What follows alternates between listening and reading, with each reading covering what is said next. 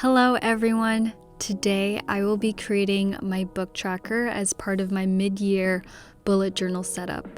In my last bullet journal, I pretty much had a list as my book tracker, but I wanted to put a little bit more effort in creating a vintage-inspired layout for this one.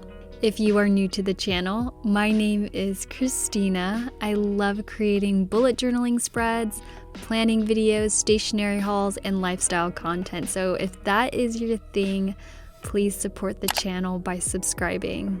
As I'm pulling out my supplies here, I will be using a lot of stationery paper, micron pen, a letter stencil, double-sided adhesive, and stamps for this setup. If you're curious about where I got the stationery paper, it's from an online store called Stationery Pal and Your Creative Studio.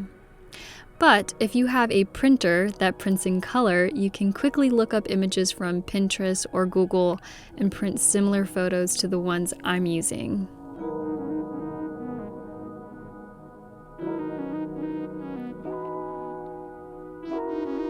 The first piece of stationery I'm placing on the page reminded me of a slip of paper you'd find in the back of a book at the library that would show you who and when the book was checked out.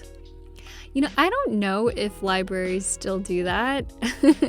I would imagine now they have some sort of program that tracks books online. So yeah, this piece of stationery contributes to that vintage vibe that I'm going for.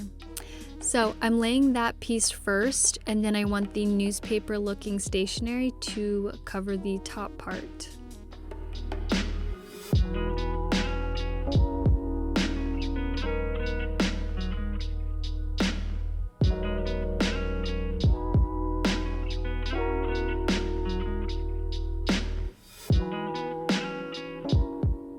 As this being a book tracker video, I figured I'd tell you what I am currently reading. I just started The Maidens by Alex Michaelides. This book was released last month and it quickly shot up to New York Times bestseller list. I think because it's such a new book, I haven't heard many of my friends talking about this one. I can't remember what made me add this to my reading wish list, but it was on there. When I looked at the synopsis, the first sentence I read was, "A handsome Greek tragedy professor at Cambridge University forms a special group of students he calls the Maidens. When one of the girls is murdered, comma, ... That's how far I got in the synopsis. I didn't need to read more because I instantly knew this had to be my next book. I haven't read a mystery in a long time, and I just love when a book leaves you at the edge of your seat, wanting to know what happens next. Or at least I hope that's what it does. On the left side of the book that I've listed the numbers 1 through 7 vertically, and then on the right side I'll have 8 through 15. Every year I have a goal of reading 30 books, and as of right now, I'm a couple of books behind. However, seeing as we are going into August, I should already be at about 17-ish books, whereas I am currently reading my 14th book. 30 books is an ambitious goal I set every year. Even though I was short 2 in 2020, I still continue to set it every year because it's a fun goal. Like, I didn't feel bad or anything that I didn't reach my book goal. If anything, I was more pleased I read more than what I read in 2019.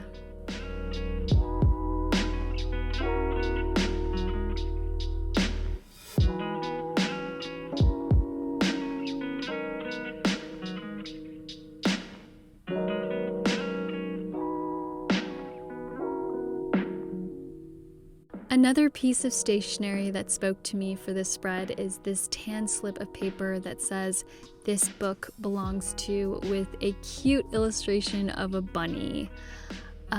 But I'm going to be covering that up because the theme for this book tracker is dark, eerie, cold, and mysterious. So a cute, fluffy bunny just doesn't work with this spread. In addition to that, I'm adding an image of a typewriter and a quote by The Truman Show. If I can't see you again, good morning, good afternoon, good night, which is going over the newspaper stationery.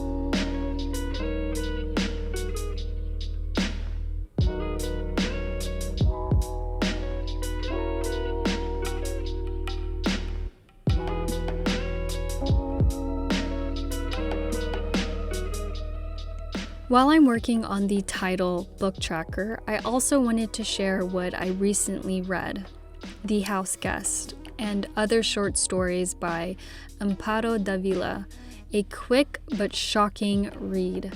When I first picked up this book, I thought the 100 pages would be a quick read, but each chapter only consists of a short story and introduces you to a new character living in a different place with different problems in every story. Davila's short stories are full of anxiety and fear. Imagine that moment in a horror movie when the anticipation of something scary is going to happen. Then imagine living it. So you're not watching it on TV, that feeling of being scared for your life. That's what this book felt like as I read it. So after each chapter, no matter how short it was, I had to take a break and let what I just read sink in and resonate with me. I even did this thing where I would imagine what happened to that person. Could I imagine a happy ending for them, or was it sad? When I'm reading, I pay close attention to how it makes me feel, because that's what I love about it, when a book impacts the reader, whether good or bad. Overall, this was such a great and interesting experience. I've never read a book like that, and I hope to find more by the same author. I also purchased this book as a paperback because I thought the cover was pretty cool. As I was packing my supplies for this YouTube shoot, I completely forgot my ink pad for my stamps. So I wasn't quite sure what I would do, but my 7-year-old niece had the brilliant idea to just use my Tombow dual brush pen as the ink, so I'd still be able to use the stamps for the spread. It turned out all right. I wasn't impressed with how the binder clip turned out. It was a little too light, but I loved how the typewriter turned out.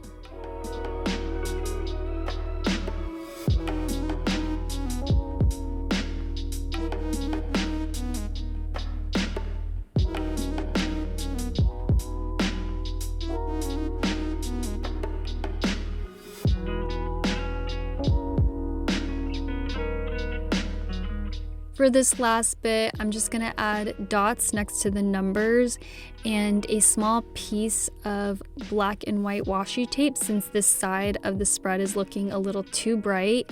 I think adding a bit of washi tape balances the spread. And that is it for my book tracker in my mid-year 2021 setup. I actually have a finance tracker coming out this Sunday and my August plan with me later this month. So make sure to subscribe to the channel and click that notification bell so you'll know exactly when I post it. I will see you guys in the next one. Bye!